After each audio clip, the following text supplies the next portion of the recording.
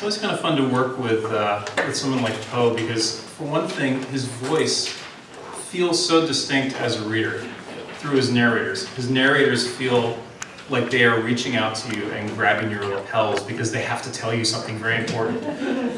They're quite unreliable, quite mad sometimes, and they feel very near in that sense when you're reading them. And yet what's strange is that Poe himself can often seem kind of distant.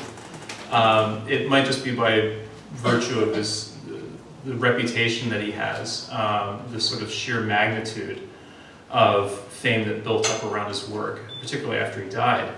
But it's sometimes hard to get through kind of all the varnish that's accumulated over Poe as this sort of mad genius, to actually get down, not only to the work, but to the person behind it. And I think for me, when I started really looking at Poe, looking at his childhood, looking at his early years when he was just getting started as a writer, was kind of the beginning of the process of really thinking about that person behind the work, and about the very careful craftsman behind the work too. This was not someone who simply came in blessed with genius and was simply able to apply it to paper, but had to really work through quite in a very painstaking fashion, and through many stories and many jobs, which tended not to last very long, at magazines, working as a writer, working as an editor to learn his craft. And so I'm just going to start off with by reading a little bit about when he first left the house, or I should say really the second time he left the house. Poe had the advantage, and it doesn't always feel that way when it's happening, of being in a very uneasy position between two worlds. And that's kind of an ideal place for a writer to be. Anytime I have a student in a writing class or something like that who, for instance, talks about being the child of immigrants, which I am as well, I'll say, good, that's a good starting point. You know, if you've got one foot in one country and another foot in this country, you immediately have something to work with. You have a familiarity with another culture, but you're also just a little bit outside of it. Anytime you have a writer that has sort of one foot in and one foot out, that gives them a good starting point to work with. And that was certainly the case for Poe. He's someone who, really kind of alone among his generation, grew up in part in Britain, among the prominent American writers of that day. His father, his foster father, John Allan, moved them to Britain for a few years when Poe was young. And so a lot of his early childhood education was in Britain. He came back to America not quite belonging. He hadn't really come from this educational system. It wasn't where he'd been growing up. He didn't quite belong in Virginia when he came back to it. And he also didn't quite even belong in his own family. The Allans adopted him, but not quite. He was essentially a foster child. They never legally adopted him. And so he grew up in what became a very wealthy family and was familiar with that culture, and yet it was never a sure position for him. And indeed, over time, he became very, very poor. So he was a writer that was deeply familiar with both extremes. And so what I'm going to start with here is when he first got thrown out of the house. He was in one of the very earliest classes at UVA. And it went pretty well academically and not so well financially. His father didn't really give him enough money to go to UVA. And as is not uncommonly the case, Poe's the first person in that family to go to college. I don't think his parents really understood how much college cost, or how much time it entailed, or the fact that, for instance, spending time reading Don Quixote did not actually qualify as not doing work, which his father was of the opinion that he was wasting his time. And so he went to UVA without enough money, and he addressed that by taking up the most sensible plan, which was by gambling, which resulted in him being about $2,000 in debt in the course of about a semester or so. It was very impressive. And in fact, at the end of his time there, he kept himself warm basically by burning the furniture in his dorm room. So it didn't go too well. He came back to Richmond pursued by creditors. His father found out about this and was not especially amused by it, and essentially threw him out of the house. And that was the beginning point for Poe not only being on his own, but eventually actually becoming an author. So I'm just going to start with that first day out of the house. He didn't go very far at first. Kicked out by his father, he found a room in a Richmond inn and wrote a scathing declaration. I should mention he's 17 at this point, so just have to imagine this in the voice of a 17-year-old. My determination is at length taken to leave your house and to endeavor to find some place in this wide world, to be treated not as you have treated me.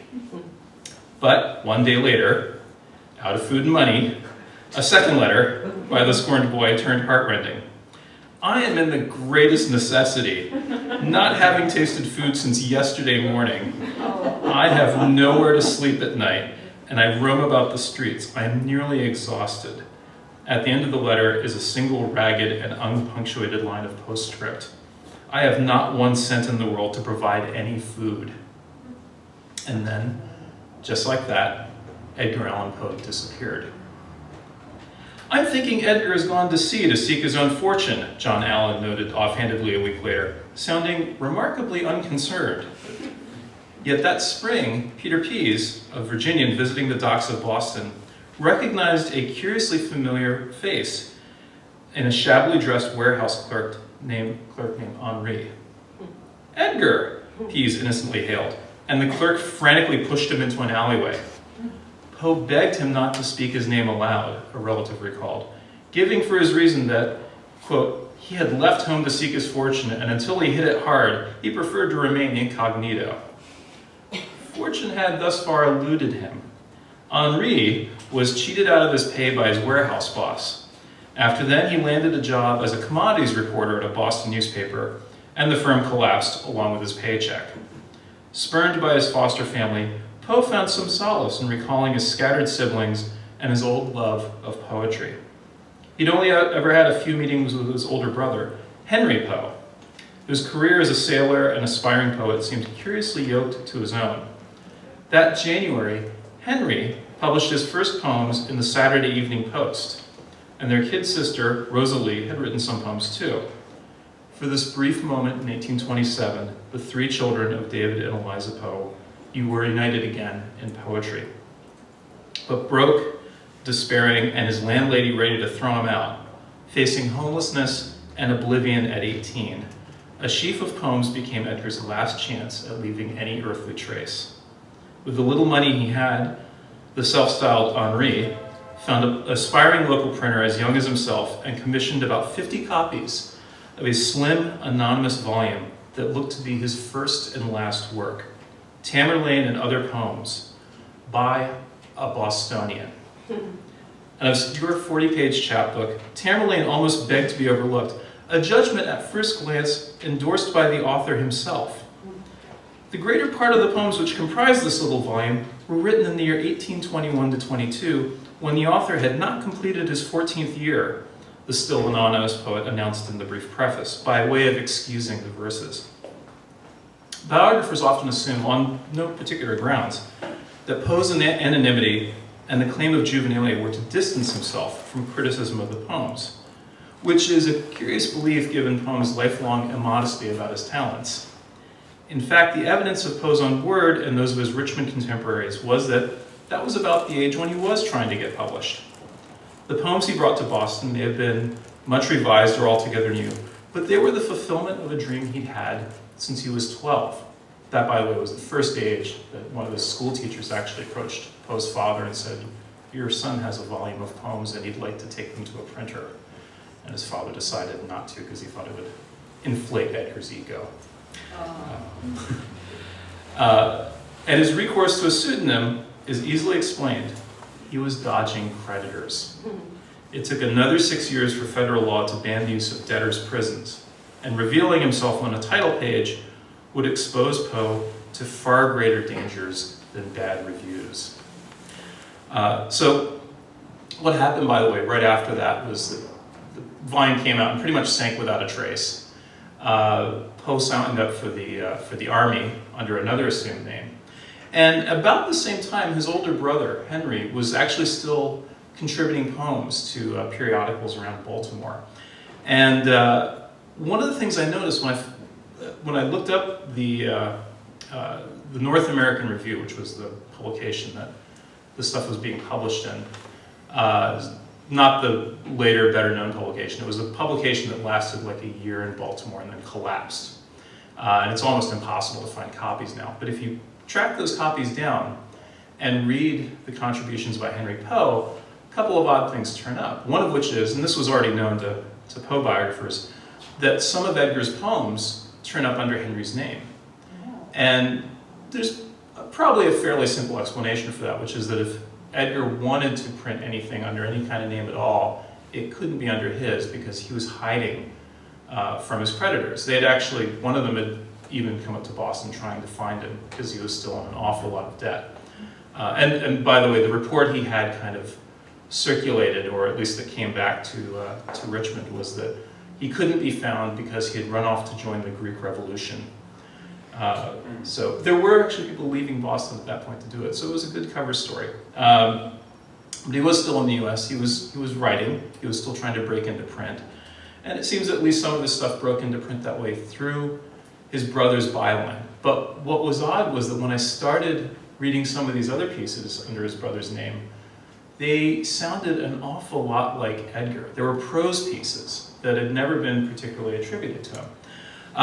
We'll probably never know for sure if they're actually Edgar's or not, unless a letter turns up in someone's attic or something like that. That said, about a year ago, I used some software called JGAP. This is an author attribution program, and it was pretty famously used last year as well when J.K. Rowling was revealed to be the author of a pseudonymously published volume. And it was one of the lines of evidence that was used to bring this out. So anyway, I got a hold of the professor that had actually come up with that software, and I said, hey, I've got something that I think might be good for this. So I ran some of these early prose works that had appeared under Henry's name, ran them against a bunch of other authors at the time, including Poe's own work, and he kept coming up very consistently as the most likely author of the work. So I'm not exactly going to claim that it's his, because we can't really know for sure, but we do know that it's by Poe, and we do know they were exchanging work with each other, and it sure seems like his. I'm going to read to you one of those pieces, and it may, for all I know, be the first public reading of his work since 1827, I guess, of this particular work. So this was something that came out from Poe, either Edgar or Henry, when Edgar was 18. And he was reading an awful lot of Blackwood's stories at that point, which is also, I think, worth keeping in mind. Blackwood's stories pretty much function off the idea that someone is in mortal peril, and they're going to give you a first-person account of what is happening as they are dying. So someone gets trapped in a church bell when it starts ringing, someone who works in a brewery falls in the tank and starts getting boiled. There's all kinds of variations. The stories all work from that basic premise. And they're all kind of like, in some cases they shouldn't actually work because the person does get killed in the course of the story. But Poe loved these stories, as did a number of writers at the time. So this is a piece titled A Fragment, and it ran on November 3rd, 1827. Well, I have determined, lately it may be, but when there is nothing left to live for, nothing that the heart craves anxiously and devotedly, that life is but a kind of prison house from which we would be freed. I feel, even at this moment, something of impatience to know what death is. And although I am now writing the very last words this hand will ever trace, yet even the outward show, the trifles of the world, beguile me. The ink is not good. I've stirred it. Oh, 'tis better now. I've mended my pen. 'Tis disagreeable, even if it is our very last letter, to write with a bad pen. A blot, I must erase it. This, when an hour will finish my existence. An existence of wretchedness, one of weary, bitter disappointment. I feel as if hungry, and suddenly a sumptuous feast is before me, raveling in my thoughts, indulging in what I have been afraid to think of. I have but a short hour to live, and the ticking of the clock before me seems a laughing spectator of my death. I wish it had life. It would not then be so gay. Nay, it might be a partner in my melancholy. Pshaw, this pen. Surely my hand must have trembled when I made it. I have held it up to the light. My hand does tremble. No, 'tis only the flickering of the lamp. It will, at least it may be asked, why I have done this. They may say I was insane. The body which is earth cannot feel their taunts, and the soul cares not. And I have a strange wish, even at this time. It is that some maiden would plant flowers on my grave, which my mortality would add life to. When there is no hope, no cheering to brighten, no land to mark the bewildered seaman's way, why not try death? There are many who would rather linger in a life of wretchedness, disappointment, and other causes which blight many a youthful heart, and which make ruin and desolation in the warmest feelings. Yes, even the lip must smile and the eye be gay, although when the night brings us to our couch, we unconsciously wish it was for the last time. Such is man, such is mankind. I have 1/2 hour to live. 1/2 hour. Yet I look around me as if it was the journey of a day and not an eternal one. Why should I live, delighting in one object? No more. The pistol. I have loaded it. The balls are quite new, quite bright. They will soon be in my heart. Incomprehensible death, what art thou? I have put the pistol to my bosom. It snapped. I'd forgotten to prime it. I must do it. In the act of doing so, it went off, and I awoke and found myself rolling on the floor, having fallen from my bed in the agitation of a most strange and singular dream. It was only a dream. The iron law that every writer must write one of those stories early on. So after trying that ending on his readers, he did actually go on to accumulate a lot of experience as an editor. And initially this was actually the Southern Literary Messenger. He was hired in part on the recommendation of another writer, John Pendleton Kennedy. Part of his recommendation was, he's very, very poor, please hire him. And so that's what he did. And for a long time, one of the things he was doing there was actually reviewing pretty much anything coming in. He reviews volumes on maritime navigation. He reviews volumes on classifying flowers. He reviews volumes on phrenology, which he loved. But most of all, he was reviewing poetry and fiction. And this is when he really started thinking about the craft of fiction, by actually having to look at other people's work and really specify what worked in it and what didn't. And so I'm just going to read a little excerpt here about his work as a reviewer, and both what it did for him and what it did not do for him. I should mention, by the way, that at the same time he had just started writing short stories as well, or started actually publishing them. And he came up with this idea for a volume of stories that he took to a publisher. It was going to be a cycle of short stories. So there's all these various short stories he'd written. He'd kind of come up with a Canterbury Tales-like device of a group of people that were sitting around telling these stories. So each person was going to get a different story to tell.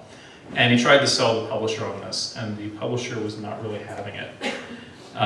So that gives you a bit of the background for what comes next here. Incoming volumes of fiction and poetry received his close and not always friendly attention. Along with sensational fiction, Poe had also imbibed Blackwood's ethos of reviewing, namely, to take no prisoners. He often let British works off rather lightly, but he pounced on shortcomings in American literature, particularly for misplaced nationalism, which, he scoffed, was liking a stupid book the better because, sure enough, its stupidity is American. Among those savaged by Poe for flimsy plotting, bad grammar, and weak meter were the authors of Paul Ulrich, despicable in every respect, The Ups and Downs of a Distressed Gentleman, A Public Imposition, and The Confessions of a Poet. The most remarkable feature in this production is the bad paper on which it is printed. Poe could also lavish praise. His appreciations feature some of his most careful thinking about craft.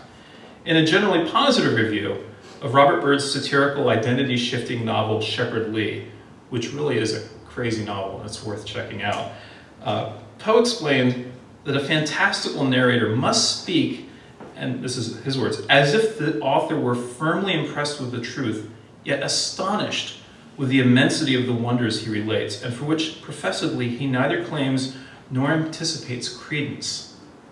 The author must commit to his conceit, in other words, and yet he also must perform a sleight of hand and not over-explain or make the reader conscious of when the story has drifted into the improbable. Well, that's the strategy that Poe then starts using for his own work. And initially, it's one that he really couldn't do. He was too busy trying to impress the reader a little bit, or to joke a little bit with the reader, or to jump around between genres. He couldn't quite commit to the voice of his stories in his early work. But when you start reading stuff later on, like Ligeia, that's when he really commits. He actually starts following his own advice for Shepherd Lee. But anyway, it was not so much that, it was the hatchet jobs that readers noticed. And Poe's most savage assault was on Theodore Fay's 1835 book, Norman Leslie, a mediocre novel from the editor of the New York Mirror, log-rolled by his paper and their friends. It represented everything about New York publishing that the upstart Poe resented. His scathing review singled out lines to correct their grammar and assailed the mistakes as, quote, unworthy of a schoolboy. To Poe, the attack represented, and he genuinely seems to believe this, a new era in our critical literature. Others were not so sure. Poe would have the occasion, if not the willingness, to regret his reviews. The careers of an author and a reviewer mix with deceptive and dangerous ease. Reviews are quick but paltry money, and they're distracting from the work that makes a writer's reputation. They're also transient in their effect on readers, but lasting in their damage to a writer's professional relations. After a month, the magazine and the memory of the review is gone. But for the man whose work is labeled the most inestimable piece of balderdash with which the common sense of the good people of America was ever openly and so villainously insulted, as Poe described Fay's novel, the enmity is likely permanent. And Poe needed friends in New York. In June 1836, his manuscript for Tales of the Folio Club came back with another crushing rejection, this time from Harper & Brothers. Too much of his collection had already been published in magazines, they explained, and what was more, quote, they consist of detached tales and pieces, and our long experience has taught us that these are very serious objections to the success of publications. Republications of magazine articles known to be such are the most unsaleable of all literary performances. Poe was in good company. That same year, a similar rejection of twice-told tales devastated Nathaniel Hawthorne.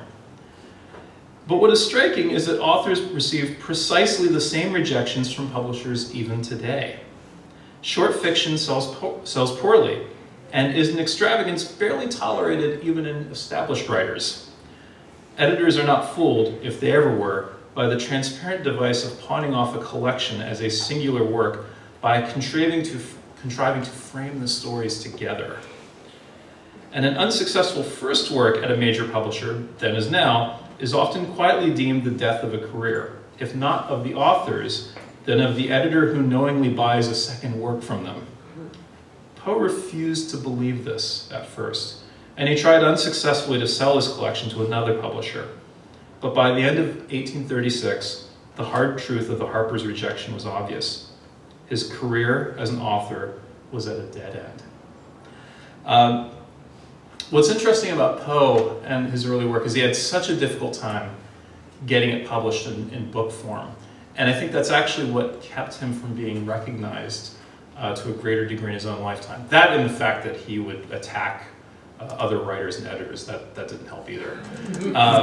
But it was a real problem for him. He had all this wonderful work scattered all over the place. he would only ever work with an editor usually for a few stories at a time before he would do something that would maybe antagonize them, and he'd be on to the next gift book volume or to the next magazine launch or something like that to sell his pieces to them. And the result of that was that, at least in his own lifetime, nobody but Poe ever actually saw most of Poe's work. It was scattered among so many different magazines, so many different newspapers, gift books, and things like that, that even if you were a keen follower of Poe's work, you wouldn't have known where to find a lot of it.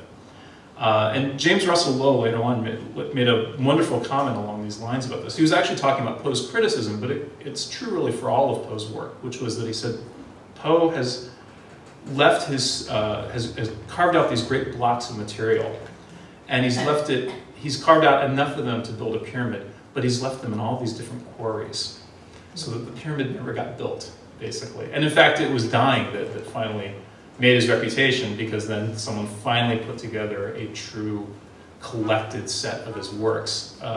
That's a whole separate story, because it was, in effect, an enemy of his that put that collection together. But nonetheless, it did actually serve the purpose of pulling together all this work, for the first time actually making it clear to people in kind of a shocking way just how much work this person had done and just how good it was when you could see all of it in one place at the same time. I'm just going to finish up here by actually two things actually relating to New York. After railing against New York and its log rolling and its editors, and he was also not keen of Boston, I should add.